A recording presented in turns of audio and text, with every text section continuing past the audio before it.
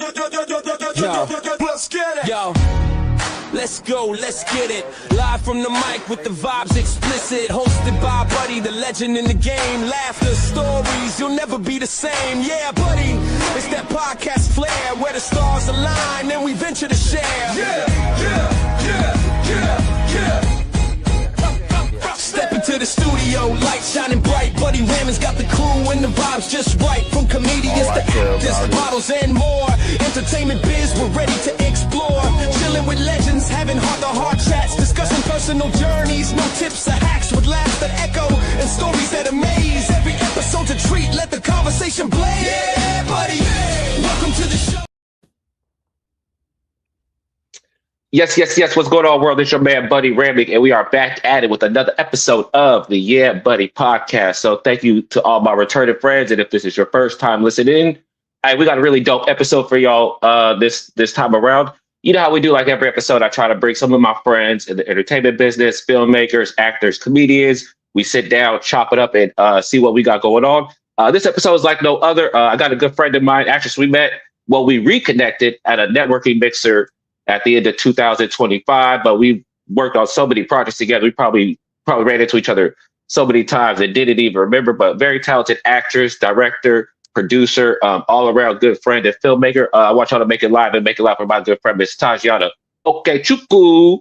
Did I say it right? Yes, that was good. Okay. Cool. Yeah. Cool. For sure. Thank you for Dope. having me. Thank you. Yeah, thank you for being on the podcast. This is gonna be fun. This is gonna be rocking.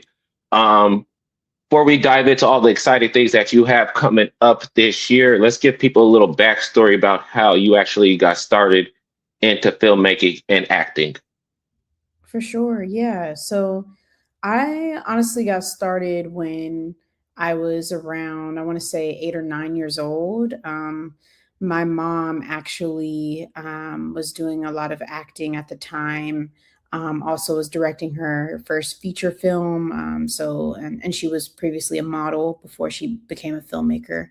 And so I had always, had that creative edge through my mom and kind of following behind her, running in and out of the theater, all that type of stuff in the aisles. And so between that and my dad being a chauffeur in the driving business, and driving very well-known folks here in the Bay Area.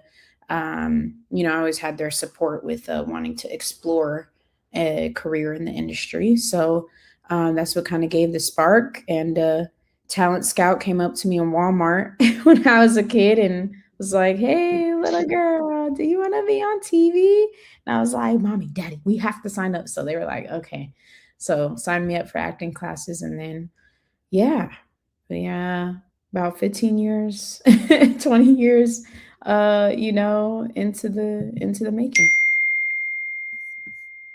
Awesome. That's cool. It's actually I think you're probably one of the first people I had that I've interviewed who parents, kind of come from some sort of entertainment background. A lot of people I've interviewed before just kind of like, oh, I kind of fell into it. So it's good to know that it's going to be interesting. I'm going to be glad to hear your story. Because I said you've done a lot of great things out here in the Bay Area film community and things like that. So let's fast forward a little bit. You got started acting. Where did you always want to be in front of the camera? Or did you want to be more behind the scenes? I was like, when I was a little girl and I was in front of the TV, and That's So Raven for me was like, oh my gosh, I love this show. It's so entertaining. Like one of my first monologues that I did in the acting program when I was younger was from That's So Raven, like one of the scenes where she was, of course, having a vision. And so I had always, when I was little, it was more so me being in front of the camera.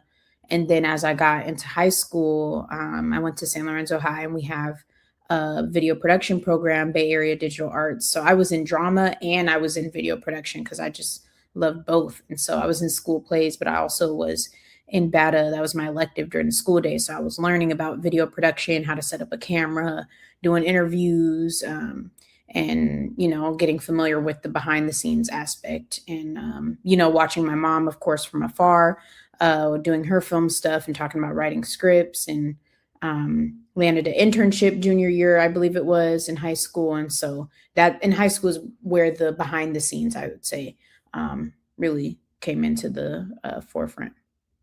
And then you went to college, I believe it was at Azusa. Was that how you pronounce it? Azusa, Azusa, Azusa Pacific. Yep, it's the name of the city. To small city, like near the West Covina, Pasadena, like that area of Southern California. So yeah, private Christian school. Yeah, it was a really dope experience. Got to meet a lot of really, really really dope people. And also it was a little bit of a culture shock too, coming from the Bay, going to a private school, where you're coming from a place where you see a whole bunch of people, you see a lot of people who look like you, and then you go to a school like that, you don't really see people who look like you. So that was a little bit of a culture shock coming from the Bay Area. But I still let my personality shine and ended up double majoring. So I was in the acting program. And I was also in the cinema program as well. So both of my degrees are still with the acting and film, still with both lanes. So I was a cinematic arts major with a film and TV studies concentration. So it was less of production, but it was more like film theory. And for the BFA in theater arts, it was acting for stage and screen is the name of the program. And so I got to learn about stage and also screen. Your first 2 years is stage, last 2 years is screen acting. And so it was a very well-rounded education for sure. With having like I said, your both your parents are already working in the entertainment business. What kind of made you want to say, let me at least go and get my degrees and, that sort of like that stamp of approval of being I'm a professional?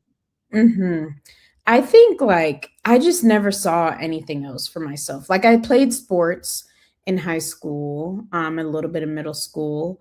And my mom put us in everything, all the extracurriculars. I was in leadership when I was in high school as well, and in college. I was always have my hand in a few different pots just to gain different skills and just to build community. That's how I made friends, is through doing these different activities. And so it just has always been a part of the framework of who I am. But as a career, what will you do for the rest of your life? I just really didn't see myself doing anything else, besides being an artist, in some capacity. So I work in education, to pay the bills professionally. But I teach digital media. I've taught drama at my, high school as well. So even, education has been such a big part of my journey. And even within that, it's always been arts education, all the summer camps that I've taught, or, working, to teach some classes after school, in an after school program. It's always been, art centered. Or if I've been in a space where it wasn't art centered, once people find out, oh, you're a filmmaker, can you bring that, into our program? So it's always been arts education. Yeah. Yeah, I feel like especially now with the way arts and tech and corporate is growing, it's having said, being somebody who's familiar with the arts, it's just going to be something extra for said corporate, when you just tell somebody who has no experience at all about what's going on with filmmaking, how to even make a film, when you tell them that, their eyes just light up because they're like, oh, I know I could do something with that. Yeah. It's something that everybody needs, but it's also so mystified in terms of the process of how everything works. And, I want it to be demystified and accessible as a career, and seeing it. Yeah. I just want people to see arts as a viable career. It shouldn't be this oh my gosh, you work in film and TV. Yeah. And how does that work? It should be just any other job, I feel Yeah. It's just a regular 9 to 5. Yeah. This is a part, we need art. You watch movies, you're going to meet actors, you're going to meet filmmakers, same way you're going to meet people who, work in other disciplines. You're going to people who work in the medical field. You're going to meet people who work in construction. You're going to meet people who work in hospitality. We're all needed. So I think, being able to demystify the industry as much as possible, I believe, makes it more accessible as a career, and continues to boost the economy. So, yeah. Yeah. I think once we stop thinking of it from the standpoint of, oh, this is my dream, and just think of it as this is a job that I've tried to pursue, it makes one actually jumping into this field a whole lot easier. And then two, you kind of deal with the lows, both the highs and the lows. You kind of deal with them differently. You don't take it as personal, I'd say. Right. Because you're like, oh, Mm-hmm. this is my job. That's a part of it. I'm going to get rejections. I'm Mm-hmm. going to get no's.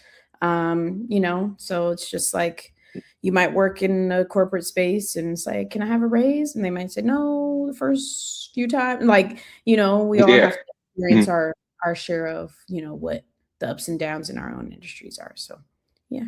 Mm-hmm. So let's jump into that actually. Let's take you graduate from college, graduate from university.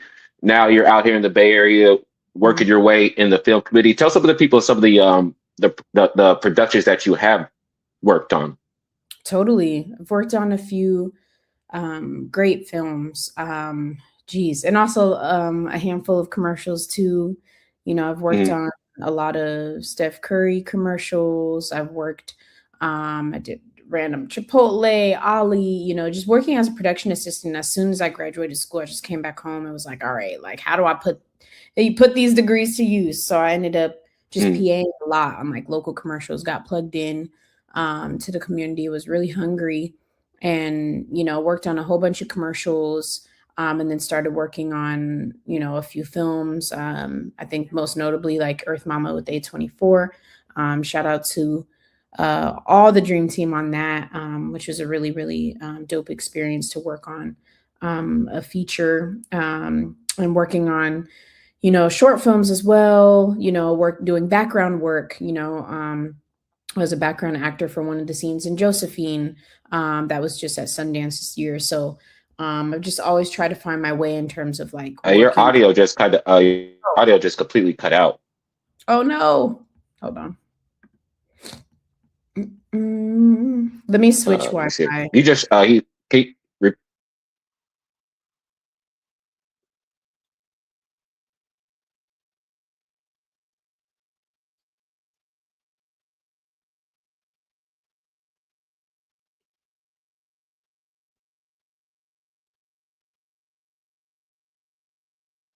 Hello?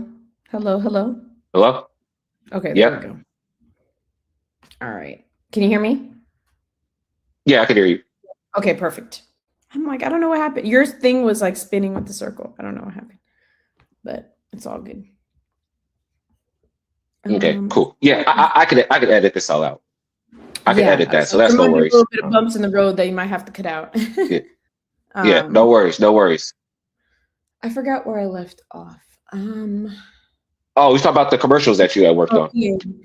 But yeah, I worked on a lot of great films, commercials, a lot of commercials once I had first graduated and came back to the Bay. Just got plugged in, was really hungry, just was trying to figure out who's who, what's what, and PA'd for a few brands. I did a few Toyota commercials, done Steph Curry, Google, Facebook, random stuff. And because obviously with San Francisco, Silicon Valley, a lot of commercial work in the Bay Area pops up. And so it's a great opportunity to be a production assistant on those commercials. And so there was a mixture of commercials. And then there was also, films, most notably Earth Mama from A24, feature film, really dope. Shout out to all the dream team on that. It was a really dope film to work on as a production assistant. And also obviously have done a plethora of short films, have been producing other, friends' films and just getting my hands wet and getting dirty, trying to find my way and, understand how does this all work? Because in school I had more of the theory. Like I said, my degree's in theory. So like, why do we set up the shot this way? And what does this color mean in film? And like, it's more, theoretical and like my hands-on application, I feel like really came after I graduated and came back home and started working. And so I even was a director's assistant in LA for a short film too. And was like, going back and forth, to LA when an opportunity would pop up. And so, yeah, like I've just always been hungry to, figure it out because I know that nobody's gonna just, reach out and be Mhm. like, "Here you go." But once you work more and more, obviously, people become familiar with you and are like, oh, okay, like she working. So then Yeah. some more gigs would come. And I also work in theater as well. So I was like at the time also in between this in the past few years have been doing like stage management for theater shows and also Mhm. acting on stage as well. So I'm just yeah across the big three: theater, film, and TV. So yeah.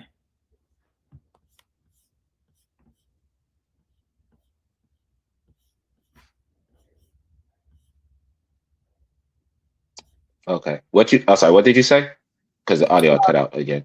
Oh, I was saying I've been working across the big three: theater, film, and TV. So been Mm. working across all of these disciplines in different capacities in between paying the bills mostly through working in education. So yeah.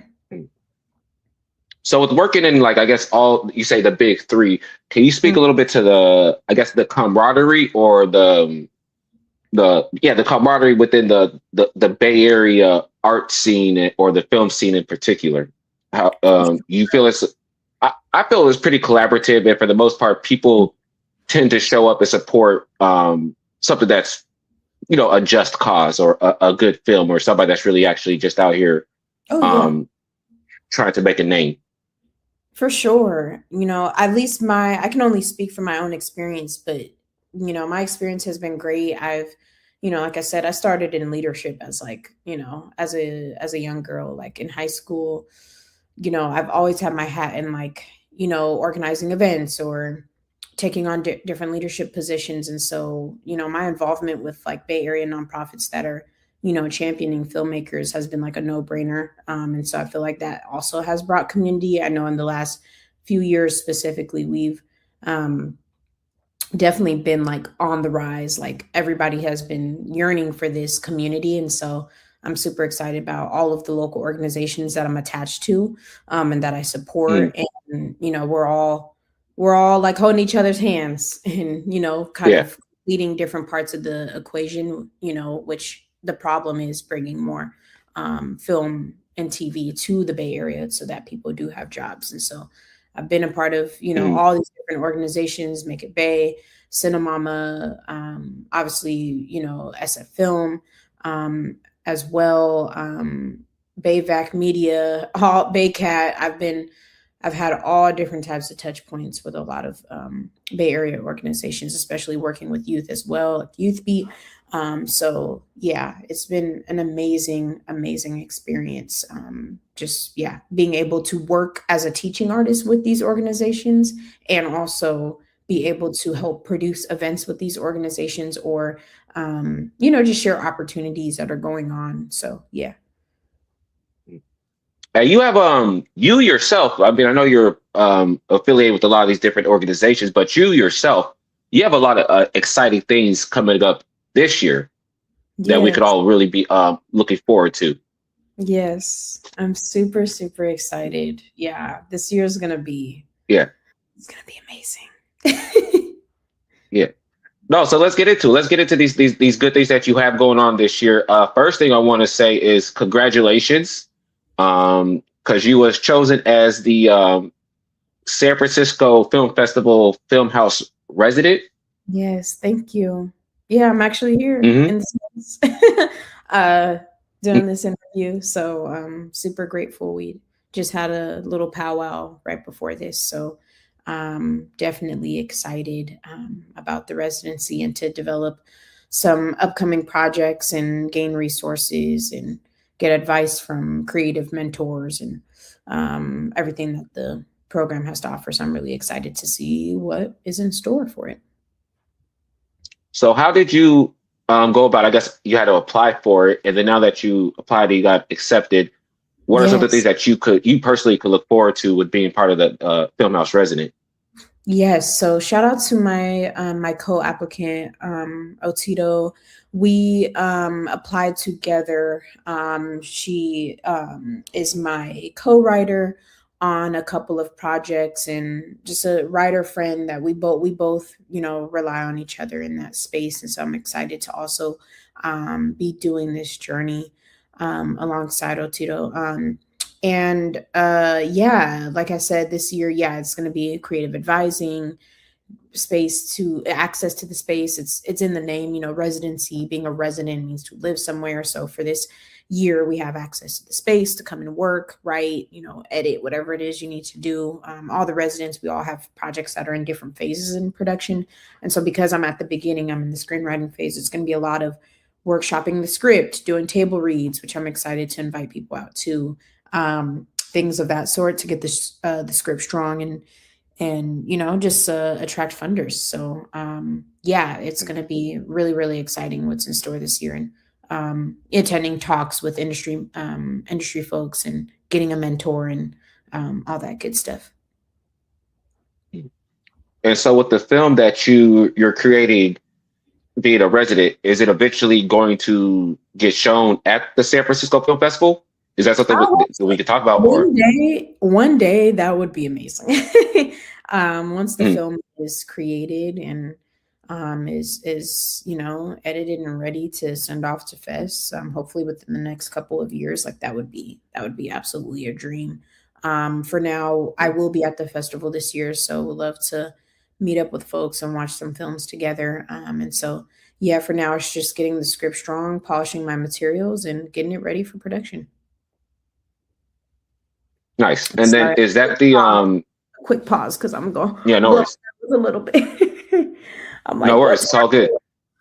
I'm like, sorry about this. Perfect timing. But it's all good. Hopefully my sound is still okay. It's going in and out, but I feel like the audio should be cool because, like I said, I use the AI for it, so the audio should be cool. I just have to do some. Just let me know if when you're editing, any of the audio is not okay. Then I can, I don't know, share like a little bio or like a transcript or I don't know, something. Not a transcript, but like I know you can transcript through AI, but like just let me know if you need anything that would be helpful. Okay, cool. Yeah, no worries. Yeah, I think this does do. I can download the transcript off of here, so that's no worries. Okay, perfect. All right, cool. And then so the short film that you're working with at the San Francisco Filmhouse, is that the 2% film that you have going on, or is that something a separate project? That is a different film. So 2% is a short that I would like to kind of one of those not throw away projects, but like a project that I want to get out because I haven't been on set as much as I would like to in the past year. So that's one of those things where I'm, put it out this year. That's one of those projects. It's like, let's, get the script strong, put some money into it and shoot it just to make something, just to stay creative. And then the other one is my social thriller that is kind of like in the world of If Beale Street Could Talk meets Sinners, that follows a couple around 1950 San Francisco where they stumble into a minstrel show and see what happens when they have to save the neighborhood from these monstrosities. So that is my thriller horror that I've been working on. And so we're doing a lot of research and development right now and just getting the script strong. It's been through a few drafts and looking forward to holding a table read so people can hear it. And so for these films, for your films that you're producing yourself, do you see yourself acting in them?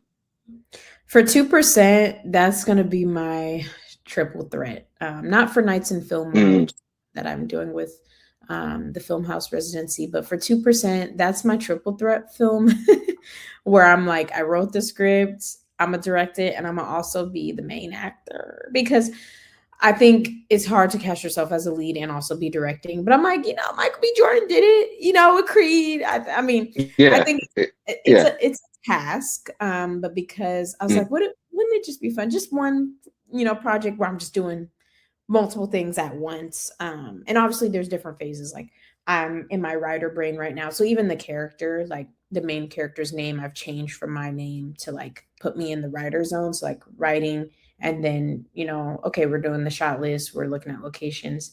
And I'll even, of course, have an AD and like more creative advisors to kind of help, when I'm in a scene and I'm the person who's driving, because it kind of explores a woman whose car breaks down on her way to her best friend's baby shower, and she has to figure out what she's going to do or sacrifice this friendship for her best friend's big moment. So I'm going to be the lead actor. So I have to, have some other eyes, of course, while I'm the one who's behind the wheel and in the rain and all that other stuff. So it's a sort of experimental drama. Hopefully it's around 15 minutes or less. So yeah, that'll be fun. Fun and tiring. I'm already tired. Like it's gonna be a lot. But it's gonna be fun. It's gonna be short. We're gonna keep it short. So I think it'll be a really dope film just for me to like do something with my friends. No, that sounds like the way you described, not the genre of the film, but just the purpose of what the purpose is of making this film. Yeah. I think this is the type of film that you do want to be like, all right, if I am going to try and be in a triple threat at something, or dabble my hands in something I haven't really done, that's the type of film that you're going to want to do. And those are always the funnest types of films, because those are films that it's going to be like it's just going to be an experiment. You're like, let's just see how this goes. Mm-hmm. Yep, totally. Mm-hmm. And then besides that, those are the two projects that you're trying to produce this year, or start the production on. Some other stuff in the works too. The main other one that I'll talk about is Heritage, with which folks might be familiar from the first 15 minutes table read, where we wrote 15 pages, submitted 15 pages of a script. And Celia Peters and the Betty Ono Foundation, they basically hosted this table read for sci-fi screenwriters. And so my script was selected, and we had a table read for those 15 pages, which is the first 15 pages of my pilot, because this is episodic. And so that follows like just me. I'm me in all my projects, but it's I won't act in that one, but it is a Nigerian American girl who, has a great night out on the night of her 29th birthday.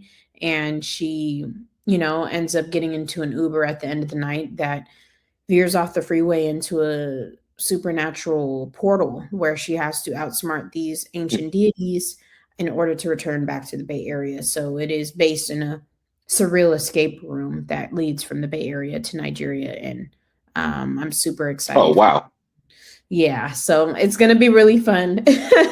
Yeah, that one's super fun and exciting. And so I'm glad that folks were interested from the table read, and I'm hoping to keep developing that project as well.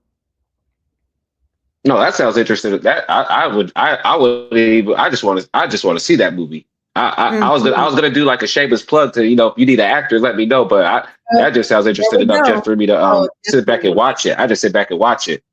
Yeah, no, definitely will need actors. So I'm gonna hit you up, bro. Yeah. For sure. And then before I do let you get up out of here, last thing I want to talk about is your nonprofit, the Generation 510. Can we talk about that a little bit? Oh, we could definitely talk about Gen 510 for sure. All right, for sure. Yeah, because it's super cool. Like, one thing that I love to hear is about when people, especially in this industry, they get some sort of knowledge, get some sort of success, and then they set up other people to kind of achieve those same sort of things. I feel like that's something that you're doing with your nonprofit, the Generation 510. So, like I said, spill the beans on all this. For sure. I mean, it's still a baby. We're still growing. But this is my social enterprise that, is focusing on providing artist development and workforce pathways for Bay Area actors and filmmakers. I don't want myself to be an anomaly.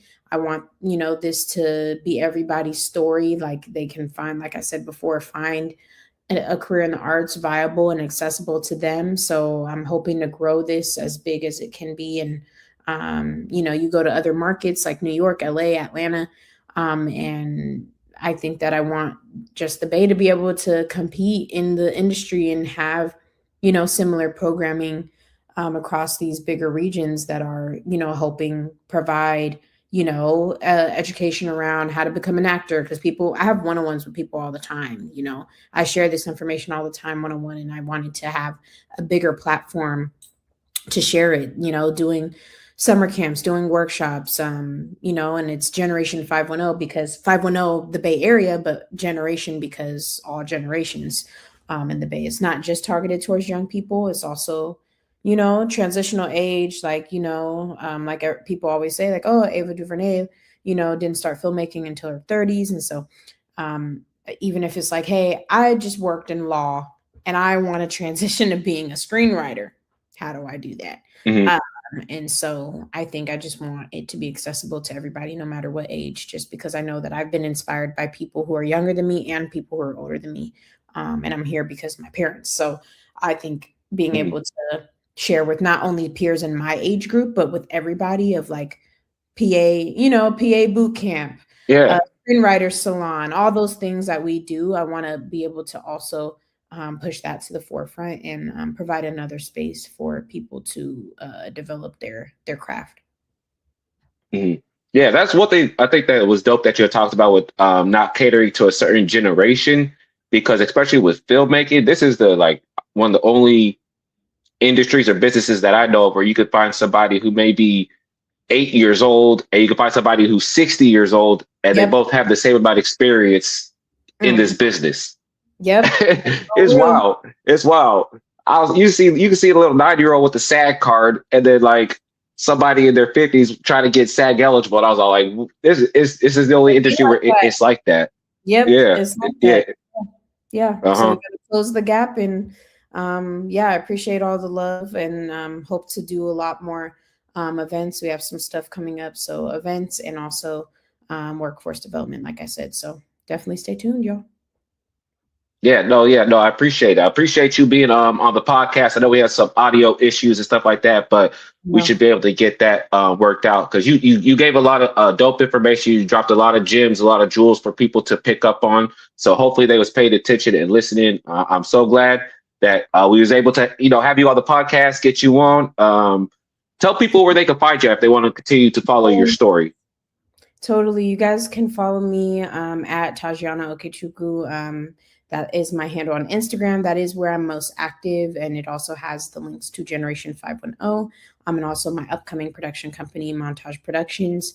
You can also find me linked there through Threads and also TikTok, same handle.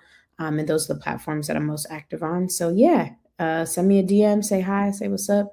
And hope to connect soon for sure. Yeah, and if you're watching the video, you can see it like right there where I'm pointing my finger at. That's right where you could go ahead and follow her right there. Boop, boop. And then me, you can follow me at Buddy Rahming at Buddy ENT. You can follow the Buddy podcast everywhere at www.buddyent.com. I think Taji clicked out, but it's all good, no worries. But hey, y'all, we will catch y'all on the next episode of the Buddy podcast. I've been your host, Buddy Rahming. Deuces, y'all. I'll catch y'all next time.